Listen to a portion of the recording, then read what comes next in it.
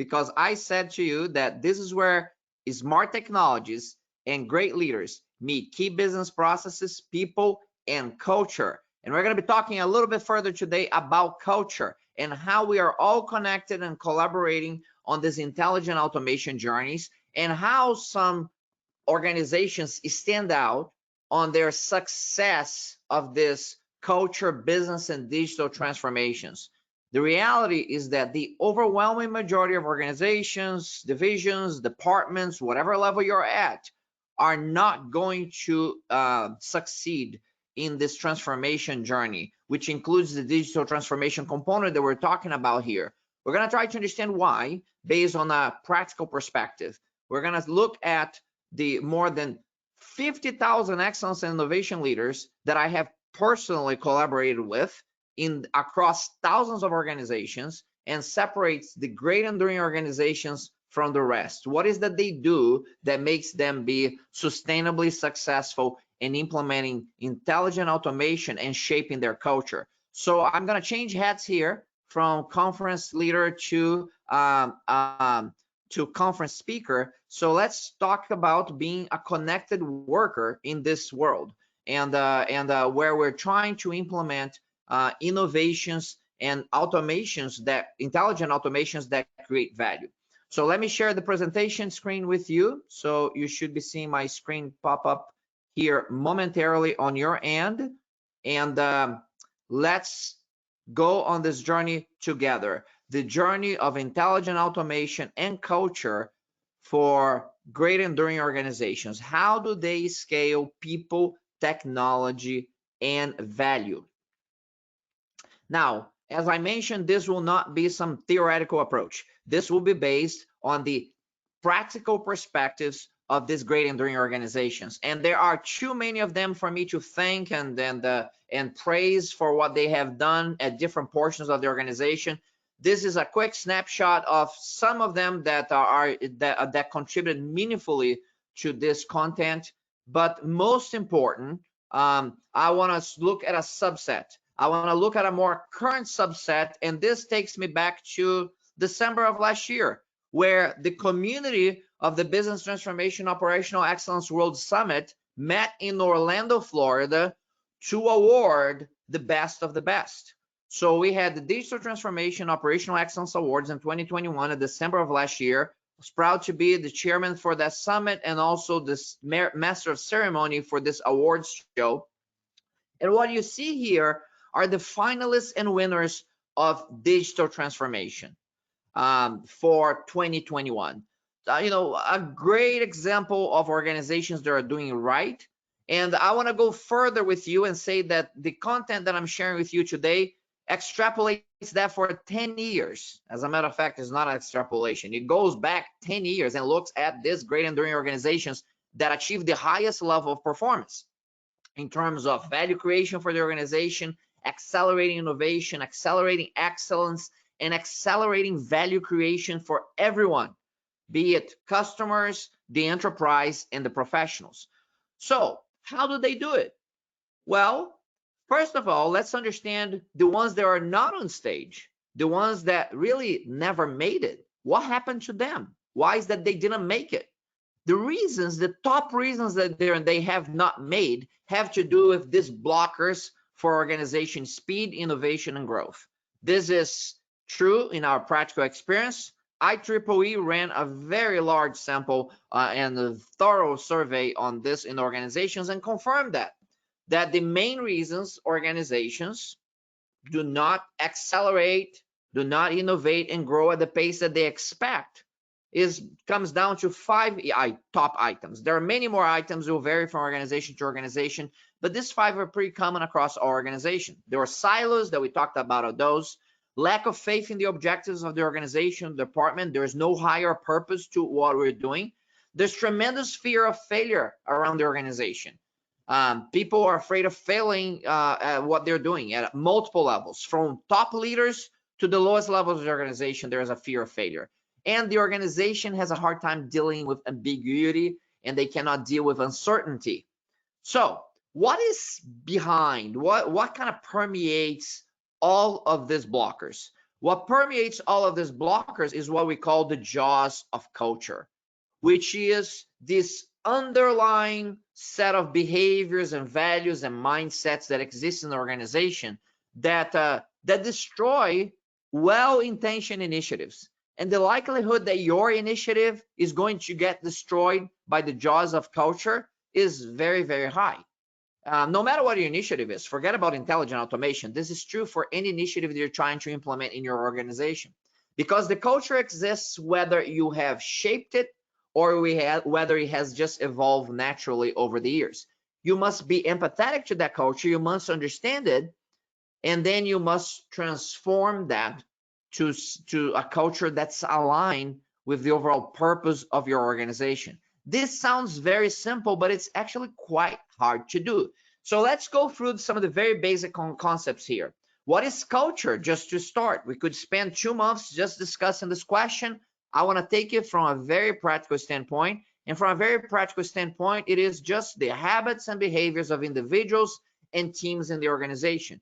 It's not what you say, is what you do. And the higher level of leadership you have, the bigger shadow of culture you cast on your organization by your habits and behaviors. But then the question quickly evolves to, okay, if that is culture, and I want to create a successful culture for my organization, how do I do that? Is there what is a good culture?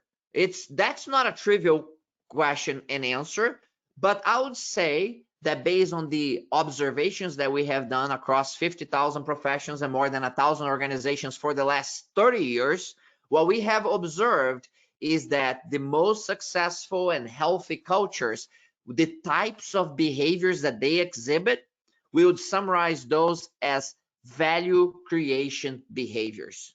Now, value creation can be financial value or social value, and it's typically a combination of financial and social value creation that we see in these organizations. So good cultures demonstrate value creation behaviors. Very well. So how do we move to our next stage? Our next stage then is transformation. We have a culture that exists. Every organization has one. And if we want to transform that culture to be successful, we need to embark on this journey of culture and business transformation. But transformations are hard because the culture that you have will resist what it most needs to change. So you identify, it's not very hard to identify what you need to change in your culture, but what you're going to find out is that what needs to be changed in the culture is what it will resist the most. Now, before you get on a high horse and you start saying, oh yeah, these are the people in my company, they're against this change, you do the same thing as an individual. This is just natural human behavior. Our brains were not designed for transformation, excellence, and innovation. Our brains and us as individuals, we're not wired for change. We all long for safety and predictability. So this mode of culture, business, and digital transformation is very unnatural for everybody. So let's please admit that first, and then know that there is a very hard journey ahead. And if we are to engage on this journey to be successful, we need to understand these components and be empathetic to them and meet our organization and people where they're at as we build new capabilities and move further down the transformation journey. So let's understand the components of successful culture and business transformations first, because you may look at this and say, this is common sense, but you're not doing it. Your leaders in your organization are not doing it. They are bypassing several of these components because common sense is the least common of the senses in large organizations. So, and in small ones too. But let's look at the components quickly. Could spend 40 hours just on this item, but we don't have the time for that. So what we see on organizations that have healthy cultures and transform themselves into power with power, what we see is that they have a very clear purpose to start with. They collectively collaborate to identify what their purpose is, and they agree on that purpose, and they communicate that purpose clear to the organization. But that's not enough. That's followed up by a strong set of core values and beliefs that you have in the organization. But that's not enough. because in natural states, organizations have negative mind states. And your job as a leader in a transformation is to make sure that the moods and feelings in the organization are at least at the neutral stage and hopefully in the positive stage, so that you can internalize the values and beliefs towards that common purpose. But that's not enough. Now, whatever you have identified your strong set of core values, you need to develop the mindsets associated with those core values. Let's say that one of your core values is innovation. If you're going to have a core value of innovation, you must develop a mindset of innovation, not a theoretical mindset, but a practitioner's mindset of innovation. To do that, you must know the real practical principles of innovation. So you must understand those principles at a deep level, and you must communicate and train everybody in your organization about those principles. But that's not enough, because if you have the principles and you communicate about them, but you don't have mechanisms that translate the principles into action, you sound like a figurehead. You sound like you're talking in platitudes that people don't understand what they actually do. So you must figure out for your organization, what are the mechanisms that translate those principles into actions? Hopefully, actions that create value, so that people now will engage on that. And as they engage on that, they're displaying value creation behaviors. And it is by displaying those value creation behaviors that create real value that you are now shaping a culture of value creation. So see, you must be cognizant of each one of these components, and you must act on each one of them intentionally, because otherwise your culture will not be shaped. It will just evolve, and sometimes it evolves in ways that you don't like. So you must be proactive and intentional about shaping your culture through this transformation. This is not a short game. This takes time. This takes two skills that I'm going to highlight later in the presentation that are differentiators for the organizations that are successful in this journey. Most of them are not successful. Now, I'll ask you here as a form of a self-quiz. You don't have to tell me, but tell yourself. What do you think on these great enduring organizations that are successful at doing this? What do you think matters most? Is it ideas, is it methods, is it technologies, or is it people? So I'll be quiet here for 10 seconds, and you can only write one answer down. What matters most? Ideas, methods, technologies, and people. So look for that short, quick answer and write it down, and let's go through it now. So let's talk about ideas. And I'll tell you that what we see in this organization is that ideas are incredibly important. New ideas that create value need to come from everywhere in the organization. But they also know that ideas are everywhere. What are uncommon in your organization are people willing to put their reputation behind those ideas. And then you're going to say, oh, methods, Jose, it must be about methods, right? Because methods provide a disciplined framework for excellence and innovation execution. And we need that.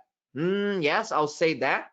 But I'll also say that for more than 25 years, I have been a certified Lean Six Sigma Master Black Belt. And for most people, that sounds like a dangerous mental condition. It doesn't really help them, because methods alone do not transform businesses. People do. Okay, so it must be technologies. It must be technology, Jose, because I see you're always talking about RPA and process mining and intelligent automation, artificial intelligence, machine learning, and blockchain, and a long list of exponential technologies that are reshaping the way we work and the way we live, right? That is correct. But you also hear me say that technology can make stupid happen at the speed of light. Okay, so it must be people then, because after all, people are our most important asset, right? Is that right? Well, yes, but when things get tough for organizations, those people are the first asset to go. So are they really assets? And are they really the most important? So there's a dissonance between what we want it to be and what we see in practice. And remember, I'm looking at the practical side of these organizations, not the theoretical side. So people are intrinsically important, but the right people are disproportionately important. Who are the right people? The right people amplify the core values of our organization. They amplify the behaviors that you wanted to demonstrate in shaping this new culture in your organization. So I got you thoroughly confused because none of what I said here was kind of a very simple, straightforward answer. The world of greatness is filled with complexity and is filled with the seemingly contradictions, forces that pull in every direction and often in opposite directions. So the world of greatness requires you to master these forces that pull in different directions. They require you to master the seemingly contradictions. And there is no greater contradiction in the world of greatness than the contradictions of excellence and the contradictions of innovation. Because the world of excellence is all about looking at the systems they have right now and setting high performance standards and meeting and exceeding those performance standards. And that is wonderful. But if you only do that, I guarantee you're going to become obsolete in the next 5 to 10 years. Okay. So it must be innovation, right, José? Because the world of innovation is about in creating something new, not 5 or 10% better, 5 to 10-fold better that can disrupt entire industries, and we can then be the great dominant, player in that industry, right? Yeah. Innovation, the essence of innovation is the ability to take a different perspective of the problems and come up with breakthrough solutions that create extraordinary value. But often what you see is that the most innovative organizations, they are not the great enduring organizations of our time because they fall in love with innovation. They fall in love with technology and they lose track of their ultimate purpose. And there is nothing worse than a highly innovative organization that's changing all the time and they pride themselves about being nimble and agile. But you look at their performance over time and it's a zigzag across a flat line. This is very common in the most innovative organizations. What we actually see on the great enduring organizations that dominate their industries is that by all means, they have incredible systems and set high performance standards and they meet and exceed those performance standards. But also at the same time, they have the discipline to step away from the whirlwind of their day jobs and look at those problems from a different perspective and say, there's got to be a better way. And that's what makes them incredibly innovative. But here's a differentiator. They do not just say, we're going to continuously innovate and implement intelligent automation, for example. What distinguishes them from the rest is that they are able to scale the innovations that they have created better than anybody else. And do you know how they scale the innovation that they created? They scale their innovations by applying the principles of excellence to the innovation that they created. By all means, nobody is going to design a car by squeezing efficiencies out of horses. However, although excellence and innovation kind of despise each other to a certain extent, the cultural components of excellence and innovation coexist in great enduring organizations, and beyond coexist, they collaborate across excellence and innovation. So although these are forces that pull in different directions, they are critical for those great enduring organizations to scale the innovations that they have created and truly become the dominant players. Now, I talked about the organizations that I collaborated with, but I want to talk a little bit deeper about organizations that I had to lead, multi-billion-dollar transformations that encompass many years on these organizations, living with the consequences of my advice. So as a leader, it's different when I'm an advisor to an organization versus a leader within that organization is a very different dynamic. So I want to share the biggest lessons from these great enduring organizations from within. And I'm not claiming that every one of these organizations are great enduring organizations forever. They had periods of greatness because there's only one thing more difficult than achieving greatness is to maintain it. So the practical perspective is that very quickly in summary form, I'm going to give you the organization, the key takeaway. When I started my career at Sony as a designer for technologies, I was in love with technology. I had a background in engineering and physics, investment banking, entrepreneurship. I was in a company in a division that was the leading technology provider for displays in the world at that time. And I learned from the very best practitioners. I started my career in California and in Japan. And my boss, his name was Shigo Hayashi, or Hayashi's son. His first assignment that he had for me my first week of work was not to get some training, was not to learn a technology. He flat out asked me to come up with 100 innovations at Sony. And I thought that there's no way I could do that. There's no way that I could do that, because that place had been designed by the best scientists and engineers in the world at that time. And how can I, as a new college graduate, be able to identify 100 innovations there? Well, he didn't care. He expected me to do it. And you know what? I did it through much pain and suffering my first week. And I thought I would be done. And I was looking for my next training assignment. And he looked at me for the next week and said, next week, I have a new assignment for you. You do 200 innovations. I almost quit.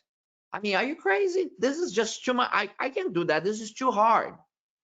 The reason that Hayashi-san did that with me is because he was trying to find out if I was an innovator or not. And I want to share this lesson of innovation with you. The real innovators are in your organization right now, but you don't know who they are. The only way to find out who they are is through the test of innovation execution. Your job as a leader is to create a meritocracy of ideas with clear execution mechanisms so that these innovation leaders can reveal themselves. So these innovation leaders, innovation doesn't care about your gender, race, ethnicity, or how many certificates you have on the I love myself wall. When it comes to real innovation, these practitioners will show in value creation through the innovations they create. And they have specific traits to overcome all this internal resistance you're going to have in your organization against innovation, against change, against improvement, against transformation. And the traits that they have are the following, and that's what you should look for in your people. Do they have purpose alignment between the work that they do and the purpose of the organization, but specifically also their personal purpose as an individual? Is there an alignment? Number one. Then if there is, do they have these three traits? Do they have passion about what they do? Do they have the discipline to execute on it? And do they have the resilience to withstand the pain that will come with it? So purpose, passion, discipline, and resilience. Separate them from the rest. Let's move on from that lesson to the next lesson. I joined a startup in the semiconductor industry in California that changed the world. Incredibly lucky to join some of the brightest scientists in the world. They were developing technologies for the semiconductor industry, for Moore's law in the semiconductor industry. And we developed laser systems that allow Moore's law to continue to advance in the semiconductor industry. You can go look up what Moore's law is, but it's a pretty big deal. Now, how did they do that? Well, first, they had the most intelligent people in the room around these technologies discussing. And for many, many years, they didn't really get anywhere. Why? Because they couldn't scale the innovations that they were creating. Why couldn't they scale the innovations they created? Was it because of technology? No. Was it because of their ideas? No. Was it because of their methods? No. It was because they had poor collaborative leadership skills. As simple as that. You can get the best people in the room, the most intelligent people in the room to discuss things. If they don't have collaborative leadership skills, they'll just compete with each other. They're just trying to show who is the smartest girl or guy in the room. Collaborative leadership skill development in your organization is essential. The essence of collaborative leadership is to surround yourself with people with different perspectives who are willing to voice those different perspectives without fear of retaliation as you move towards a common purpose. This is incredibly poorly done in academia and in industries across all industries. If you don't address that, your intelligent automation over time is going to fail, or is going to be at best mediocre. Anybody can do $1 million project here and there. I'm talking about multi-billion to multi-trillion transformations, the best of the best. Collaborative leadership is a cornerstone of what they do. Next one, went to Nestle, 500,000 people, around 585 business units around the world. How How do you affect excellence and innovation, accelerate innovation in a place like that? Here's the lesson: the respect for culture. Your organization has a culture. You have to go figure out what it is, and you have to have empathy for it, meet it where it's at, and bring them along. Because culture eats strategy for breakfast. Excellence, innovation, intelligent automation are just side dishes in the jaws of culture. So the next lesson for Nestle is the respect and empathy for the existing culture. Do not go in there and just try to change things. Go in there and meet people where they're at. Learn how you evolve to be the way you are, and then you collaborate with them towards a better common purpose. Next one, join Black & Veatch, an energy organization with more than 14,000 pure engineers in all disciplines, designing the most complex infrastructure projects around the world, more than 100 years old. So the question is, how do you address that as a leader of intelligent automation, of excellence, of innovation and transformation? The worst thing that I can do is to go in there and say, oh, we're here to accelerate innovation for you. What are you saying about this organization? They have spent 100 years doing what? You wouldn't exist today if for the last 100 years you have not innovated in your business. So acknowledge and recognize that before you try to implement a new program, people have been doing this already for some time. Maybe not perfectly, but they have been doing this. So meet them where they're at and bring them along. Now, how do you do this when you're surrounded by very smart people? To meet them where they're at, you talk their language. And in talking their language at Black & Veatch, when I'm talking to 14,000 engineers, you know what the language will be with these incredibly smart technical people? I'm going to focus on what they think is important: ideas, methods, and technologies. And we spent 6 years focused on ideas, methods, and technologies. Now, what's missing from that?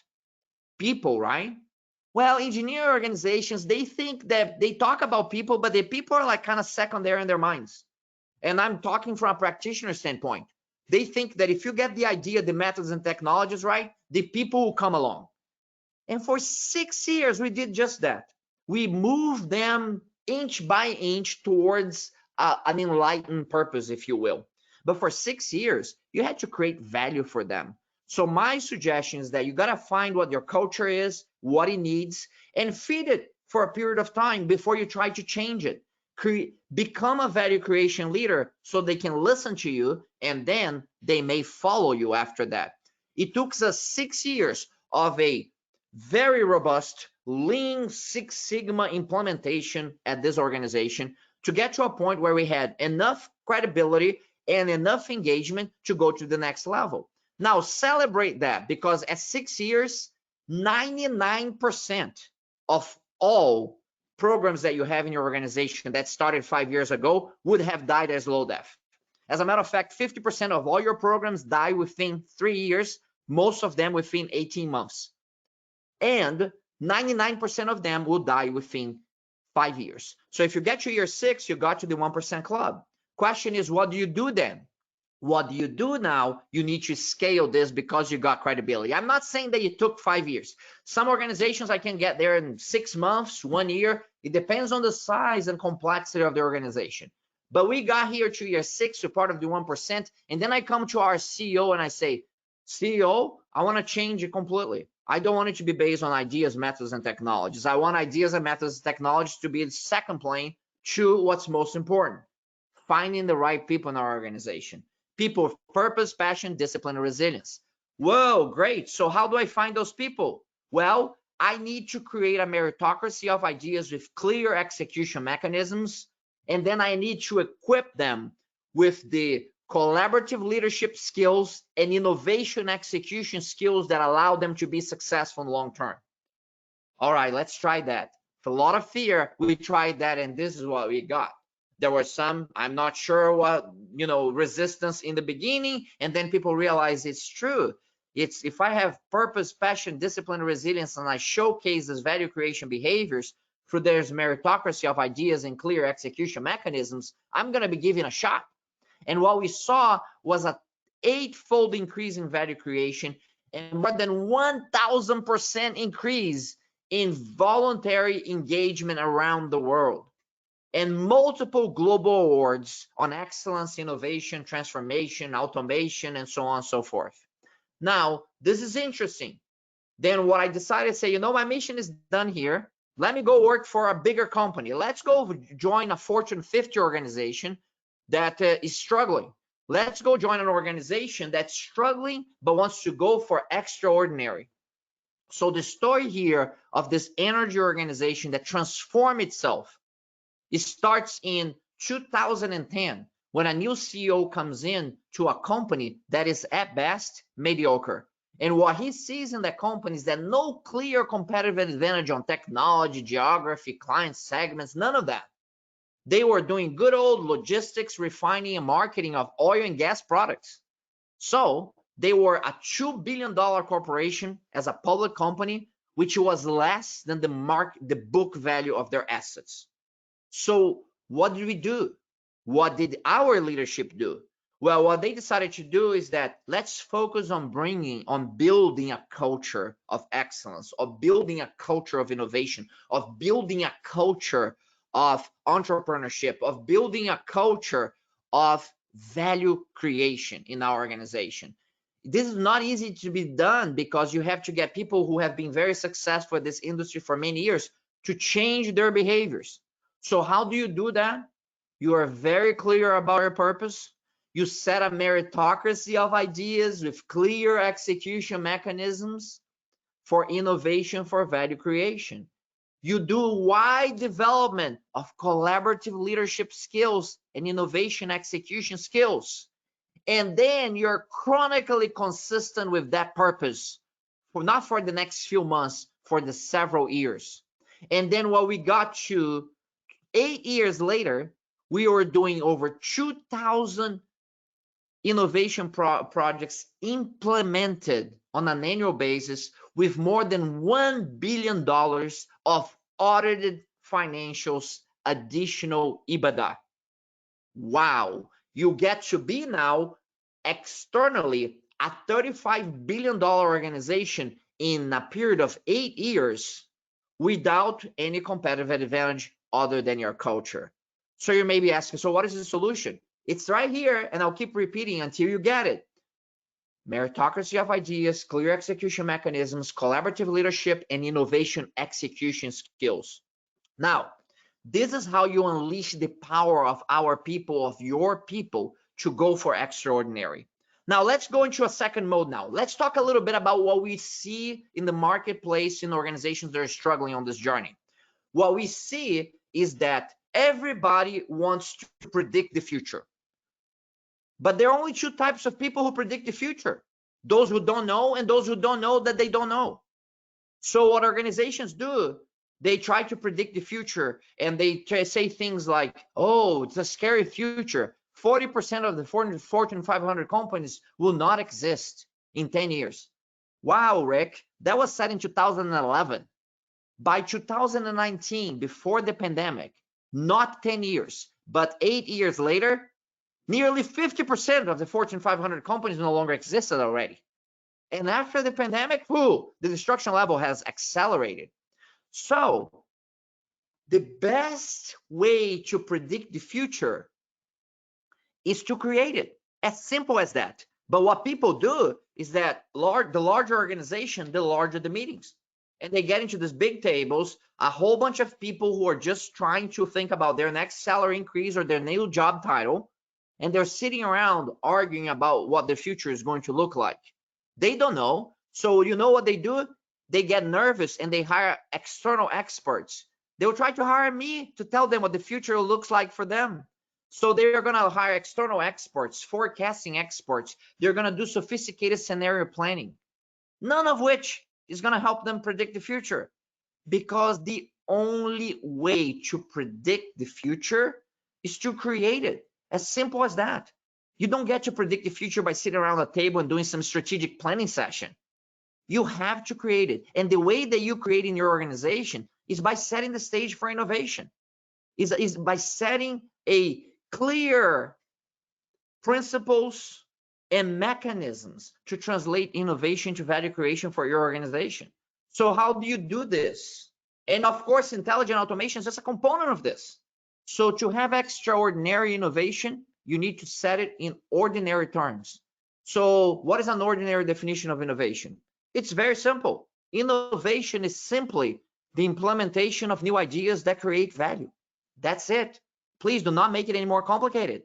That's it. It's not technology. It's not intelligent automation for sure. It's any new idea that creates value and that's fully implemented in your organization. Simple as that.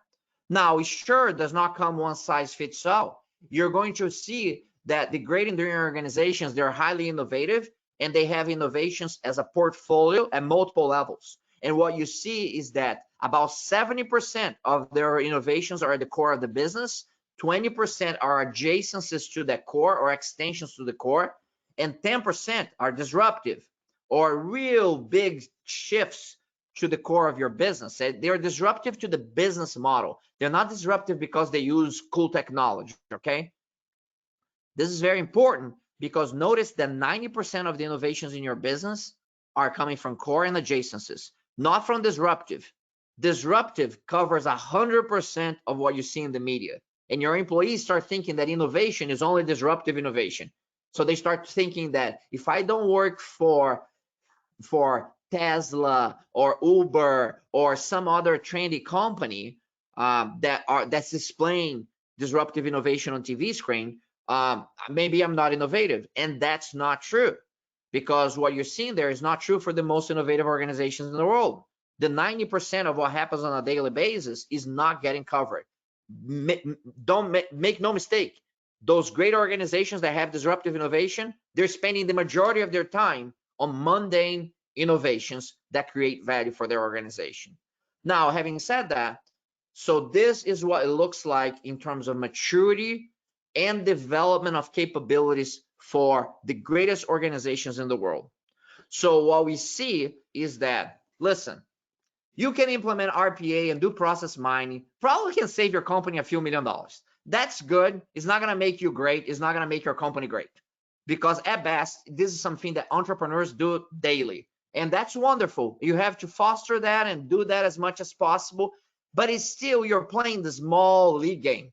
You're playing the multi-million-dollar corporation here that with some good individual brilliance, passion, discipline, resilience, you can get it done. You get one entrepreneur who has a good idea, who has passion, discipline, resilience, and is consistent with that over time, and he or she will do a good job, will create a multi-million-dollar company, which a lot of organizations are at that level. Nothing wrong with it. Wonderful. Congratulations. You've made it to the multi-million-dollar club. But if you want to be a bigger and better organization that's impacting more people, providing more services to the world, now you're looking maybe moving towards $1 billion or more. Now, for multi-billion-dollar organizations, that individual brilliance is not enough. That's why so many of entrepreneurs and new business owners struggle to scale. And they struggle to scale because now you have to scale that individual brilliance. To scale individual brilliance, you need systems. You need to scale the systems of innovation in your organization. So to become a multi-billion-dollar organization, now you need innovation systems and mechanisms for translating the principles of innovation into action that creates value. Now, that means that you need to have governance, you need to have structure and clearly defined roles for innovation in your organization, and you will play on the side with growth and technology accelerators. But don't fall in love with technology, because that's not going to be your solution. Technology accelerators are supposed to be integrated into the governance structures and roles and the mechanisms of your organization. So most organizations, if successful, will be a multi-billion-dollar organization at best, and they will be playing on this field for many, many years, trying to scale the brilliance that they have, identifying the right people in the organization, people with purpose, passion, discipline, resilience, implementing the mechanisms for execution, and scaling that for value creation. Wonderful. And that will get you to be a billion-dollar organization. Now, what is left here? If we look at the multi-trillion-dollar organizations of the world, there's a great quote that says, if you want to be a great leader, a great business leader, find a great business to lead. So by all means, they found a great business to lead. There is a market opportunity there, but a lot of times the market opportunity exists for many of the other billion-dollar organizations, but they never got to be a multi-trillion-dollar organization. So what is the difference? And this is the key. And this is such a critical differentiator that I want you to be very clear in your mind, because this permeates the whole thing. And this permeates not only at the highest level for the trillion-dollar organization, but also for your small department, or if you're an entrepreneur in a startup, for your startup. These are the skills that separate mediocrity from greatness in the long run. And what we have observed on those multi-trillion-dollar organizations is that they scale from multi-billion-dollar organizations because they've done all the previous steps and they built on it with widely developed collaborative leadership and innovation acceleration skills. Widely developed. They have mechanisms and structures for widely developed collaborative leadership and innovation acceleration. And really, innovation acceleration is innovation execution skills. So I ask you to develop the skills in your organization, because you're going to hear all the technology heads talking about the importance of technology, and all the process heads talking about the importance of process, and all the people heads talking about the importance of people. But the reality is that you need to find the right blend between people, process, and technologies, or for your organization, that will create this proportional value for everyone, the professionals and the marketplace and the partners and so on and so forth. And the way to blend these forces that are pulling different directions, like I said early on, is through mature collaborative leadership skills. Collaborative leadership has principles. Collaborative leadership has specific methods and techniques that you can teach people so that they become better leaders. You know, you look at the silos discussion, uncertainty and lack and purpose issues that we discussed at the very early stages of this presentation, and collaborative leadership is the glue that can bring it all together. And you must understand and develop those skills to be at the highest level, but you also should develop those skills even if you're playing at the low level, because you make your life easier to implement innovations and intelligent automations that create value. Collaborative leadership and innovation acceleration skills. Now, notice that it's built on a clear purpose and a culture that has a strong set of core values aligned with that purpose. And then if you look down below, the mechanisms are there and everything else that follows for the transformation are there. So this is a roadmap that I'm sharing with you, not based on what I think or feel. It's based on what we observe on great enduring organizations and the others who haven't reached that level just yet. So building a culture of collaboration, innovation, and value creation is the ultimate competitive advantage for any organization. So we're going to wrap up here with a bit of a review. So remember, what matters most? Ideas, methods, technologies, or people? This is a bit of a tricky question. So there is really not one solution here. For sure, if I have to pick one, will be people. Not only all people, but especially the right people. But you need to have the ideas, you need to have the methods, you need to have the technologies, and you need to have the right people integrated with collaborative leadership and innovation and disciplined innovation execution for you to be successful at what you do. Specifically to the people, remember, it's not about how brilliant they may sound or how good they sound when they talk or the presentations they make. You're looking for people who can execute innovations, which means that they implement new ideas that create value. And those people will have specific traits. And those traits are revealed by the test of innovation execution. And those traits are, as a review, purpose, passion, discipline, and resilience. Purpose, passion, discipline, and resilience is what they do, is how they do it, how they find the right people. So as a summary, the great leaders for excellence, innovation, intelligent automation in your organizations, not the mediocre ones. The mediocre ones, they will be good in technical aspect or on a human aspect. The great leaders in your organization, they don't work for Tesla or Facebook or Google. They work for you. Your job as a leader is to create a meritocracy of ideas with clear execution mechanisms that allow them to emerge and say, you know what? I have a shot here. I can showcase my capabilities to my organization. This is not about politics, not about which senior leader I know.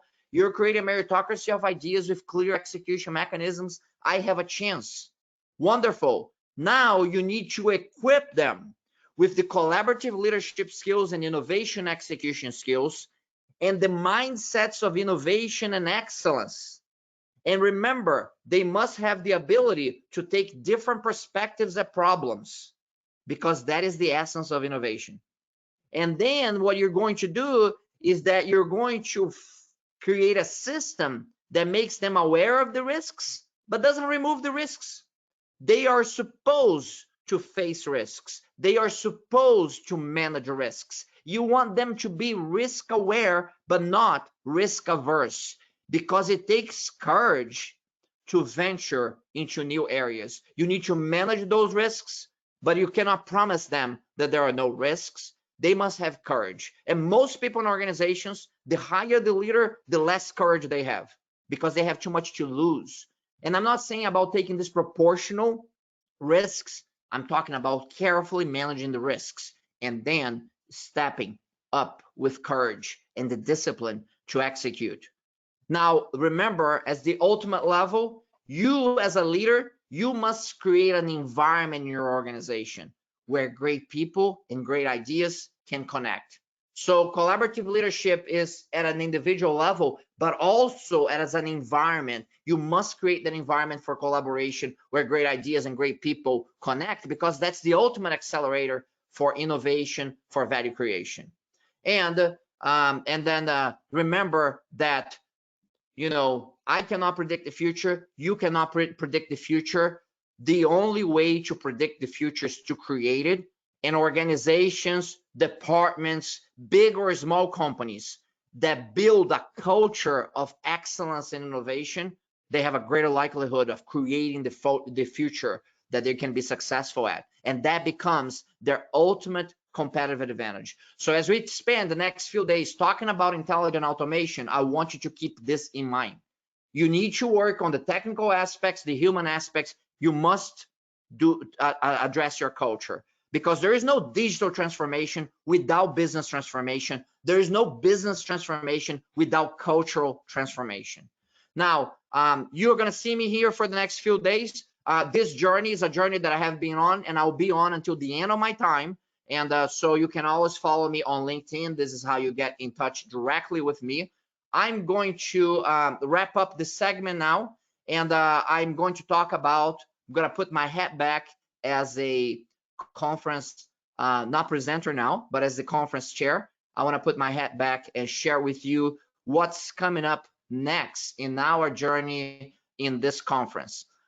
Tomorrow you have a packed day with fantastic thought leaders, collaborative leaders, and innovation execution leaders for their organizations. So as I quickly look at what's in store for us tomorrow, we're going to start the day tomorrow with Blueprint discussing mass RPA migrations, why RPA programs are switching vendors, and the challenges and how to overcome them for maximum business value. Like, you started with an RPA provider here, and then you realize the story is not exactly what you expected, and now you want to switch, and that's actually quite hard, believe it or not, because you built some infrastructure, you customize some things, and how do you keep yourself flexible to start with? You don't get too hooked up, too integrated with someone, and then if you have to migrate, how can you do that?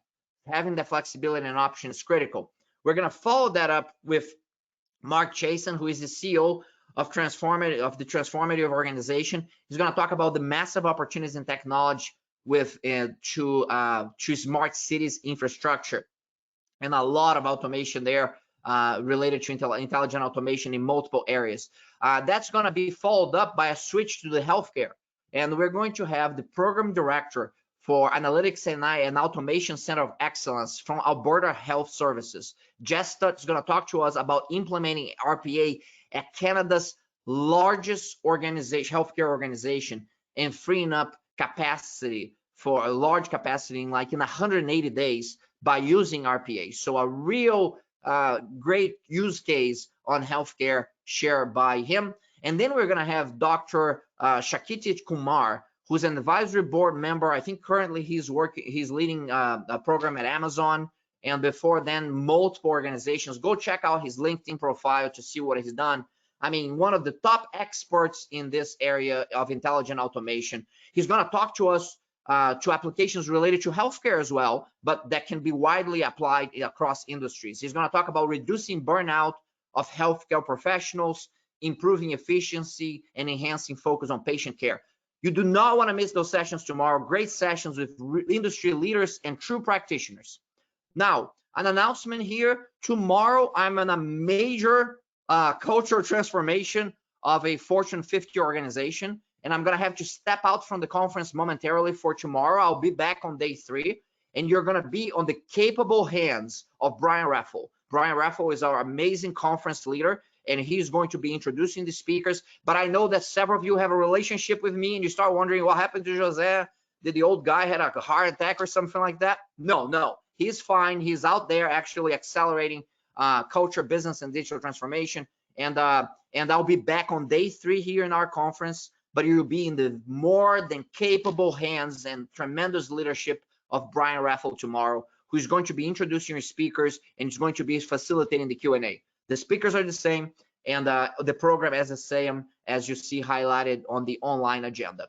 So thank you again for spending this. I hope it was a good day for you. It's always a great day to see so many of you joining us live, asking wonderful questions, engaging with these thought leaders and practitioners.